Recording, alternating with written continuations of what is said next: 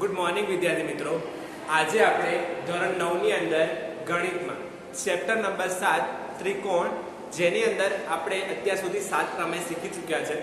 જેમાંથી આપણે અત્યાર સુધી જે પ્રમેય શીખ્યા એમાં બીજો, ત્રીજો અને છઠ્ઠો અને સાતમો આ પ્રમેય બહુ જ મોસ્ટ આઈએમપી છે, જે વારંવાર પૂછાતા રહેતા હોય છે। તેવી જ રીતે ત્રિકોણની અસમાનતા માટેનો આ છેલ્લો પ્રમેય છે, આ ચેપ્ટરનો પ્રમેય નંબર 8 એટલે કે 7.8। તમને પરીક્ષામાં કોઈ પણ પ્રમેય પૂછવામાં આવે તો એનું શું આપેલું હોય છે? હંમેશા સેન્ટેન્સ આપેલું હશે, એના પરથી તમારે એના જવાબ એટલે કે એનો આખી સાબિતી કરવાની રહેશે।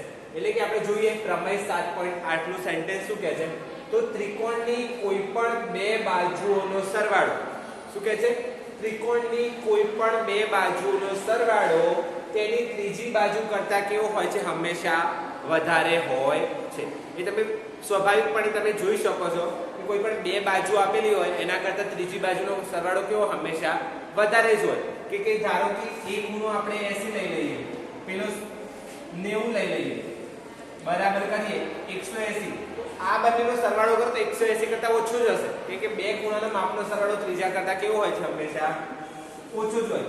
એટલા માટે એ કીધું છે કે ત્રિકોણની કોઈ પણ બે બાજુઓના સરવાળાનો, એટલે કે આ ત્રિકોણ લીધું ABC, એટલે લખી દીધું પક્ષમાં ત્રિકોણ ABC આપેલ છે। હવે બે બાજુનો સરવાળો ત્રીજી બાજુ કરતા વધારે છે એવો આપણે સાબિત કરવાનું છે। ધારો કે મેં બે બાજુ લઈ લીધી AB અને BC, તો આ બે બાજુનો સરવાળો કરશું તો આ બાજુ કરતા કેવો હશે? મોટો। તેવી જ રીતે આ બે બાજુનો સરવાળો કરશું તો આ બાજુ કેવી હશે? નાની હશે। કે આ બે બાજુનો સરવાળો આ બાજુ કરતા કેવો હશે? મોટો હશે। તેવી રીતે આ બે બાજુનો સરવાળો કરીએ તો એ આ બાજુ કરતા કેવો હશે? મોટો હશે। તો એ ત્રણે ત્રણ વસ્તુ મેં લખી છે। AB બરાબર AC, એટલે કે AB બરાબર AC, આ બે બાજુનો સરવાળો કરીએ એની ત્રીજી બાજુ કરતા કેવો છે? હંમેશા મોટો હશે। તેવી જ રીતે અહીંયા જોઈએ તો AC બરાબર વત્તા BC, એટલે કે AC વત્તા BC, આ બે બાજુનો સરવાળો કરીએ તો એ આ બાજુ કરતા કેવો હશે? AB કરતા મોટો। તેવી જ રીતે જોઈએ તો AB વત્તા BC, AB વત્તા BC આ બેનો સરવાળો કરીએ તો AC કરતા કેવો હશે? હંમેશા આ બે બાજુનો સરવાળો મોટો। આમ તમારે ત્રણે ત્રણ બાજુ સાધ્યની અંદર લખવાની રહેશે। આમાંથી કોઈ પણ એક બાજુ તમે સાબિત કરી લો એટલે પછી એવું લખવાનું કે બાકીની બે બાજુ આ રીતે સાબિત થાય છે। તો આપણે કોઈ એક બાજુ સાબિત કરવા માટે આપણે હવે સાબિતી જોઈશું।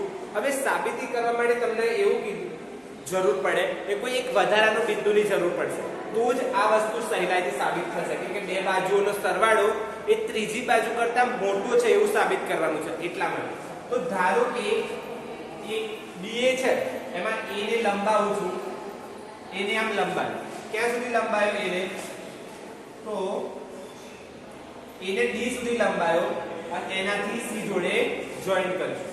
અહીંયા D બિંદુ લીધું તો BA ને ક્યાં સુધી લંબાયો?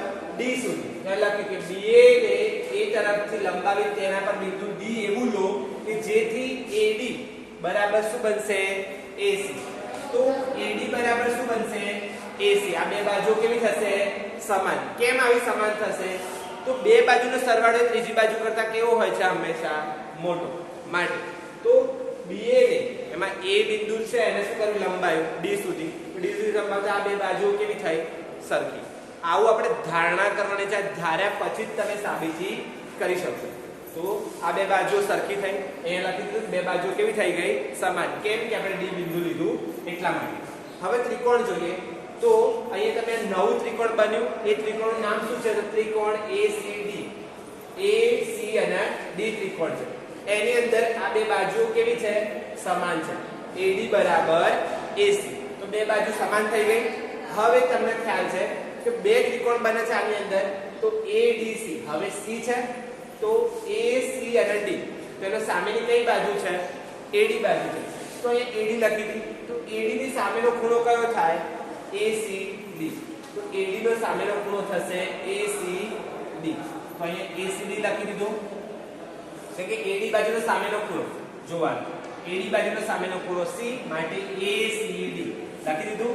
એવી રીતે AC બાજુનો સામેનો ખૂણો જુઓ AC નો સામેનો ખૂણો કયો છે D માટે ADC તો અહીં લખી દીધું ADC તો અહીં મેં લખ્યું છે ખાલી સમજવા માટે કે સામસામેના ખૂણાઓના માપ કેવા હોય છે સમાન બાજુ સમાન તો તેની સામેના ખૂણાઓ પણ કેવા થાય સમાન જે 7.2 પ્રમેયનું સેન્ટેન્સ છે હવે આગળ જોઈએ આ બે સમાન મળી કે બે ખૂણાઓ હવે ખૂણાઓના આધારે આપણે લખીએ હવે BCD બરાબર એટલે કે BCD બરાબર એ શું કરે છે બે ત્રિકોણ બનાવે છે કયા કયા ACB અને ACD તો આખું ત્રિકોણ છે BCD એ બે ત્રિકોણમાં વિભાજિત થાય છે કયા ACD અને ACD B અને D માં બેમાં ત્રિકોણમાં તો એ કેવા ત્રિકોણ બની જાય આસન કોણ તો BCD બરાબર ACD વત્તા ACB એ કેવા ખૂણાઓ છે આસન કોણ છે આસન કોણ પ્રમાણે આપણે લખી શકીએ કે આખા ત્રિકોણના બે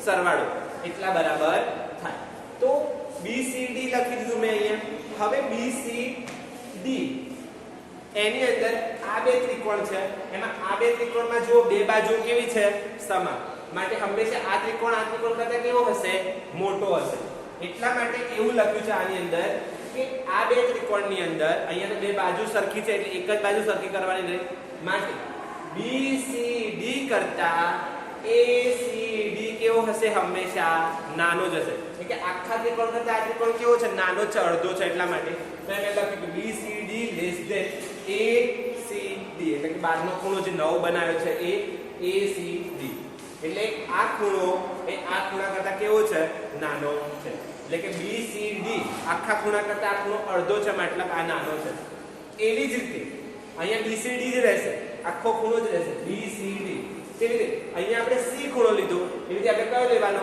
D ખૂણો તો ADC એ પણ કેવો હશે આ ખૂણા કરતા નાનો હશે હવે ADC કેમ આવ્યું તો અહીંયા જુઓ ACD બરાબર શું લખાય છે ADC એટલે ACD ની જગ્યાએ મેં શું લખ્યું ADC તો અહીં લખી દીધું સમીકરણ 1 પરથી સમીકરણ 1 નંબર આપ્યો તો આના બરાબર આ લખાય તો ડાયરેક્ટ આની જગ્યાએ લખી દીધું હવે અહીંયા જોઈએ તો ACD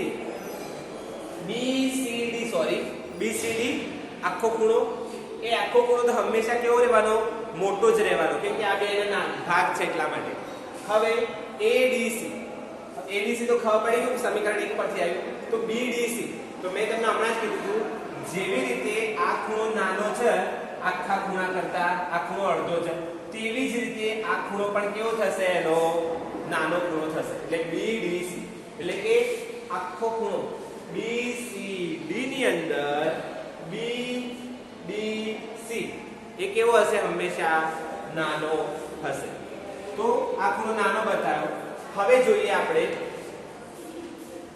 તો આ બે તમને મળી ગયું આટલા સુધી આમ ત્રિકોણ BDC ની અંદર BCD ની અંદર BCD લેસ ધેન BDC મળી એટલે કે આ ખૂણો બરાબર તમને આ ખૂણો મળશે C અને D બે ખૂણાઓ મળશે એમાં C ખૂણો કેવો હશે D કરતા મોટો હશે કેવી રીતે મોટો હશે તો તમે જોઈ ચૂકો છો કે આ બે કેવા છે આસન કોણ અને આસન કોણની અંદર બહારનો ખૂણો કેવો હશે હંમેશા આખા ખૂણા કરતા ખૂણો અડધો છે માટે એ નાનો છે હવે જોઈએ તો અહીંયા વચ્ચે કયો ખૂણો છે C ખૂણો અને અહીંયા વચ્ચે કયો ખૂણો છે D ખૂણો તો C ની સામેની બાજુ કઈ થાય તો C ની સામેની બાજુ જુઓ AD છે તો AD અને D નો સામેની બાજુ જુઓ તો AC છે આપેલી તમને પરંતુ આપણે એવી રીતે નથી લખવાનું તો અહીંયા BD લેસ ધેન BC આવું મેં કેમ લખ્યું છે તો આજુબાજુની બે બાજુ જુઓ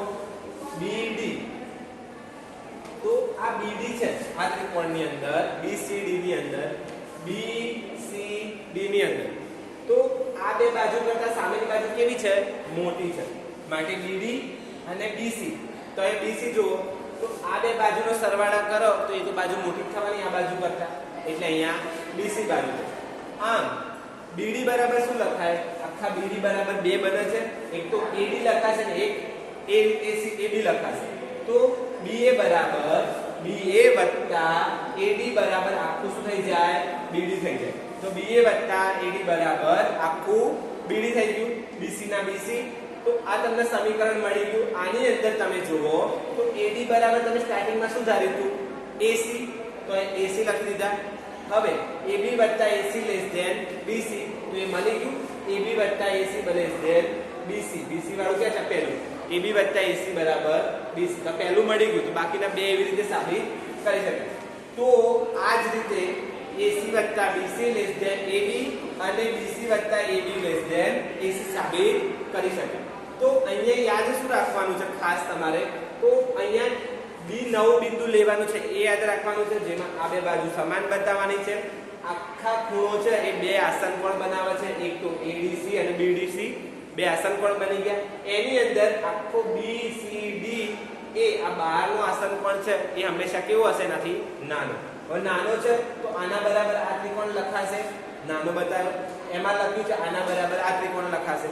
હવે એ જ રીતે D ખૂણો પણ બહારનો નાનો હશે.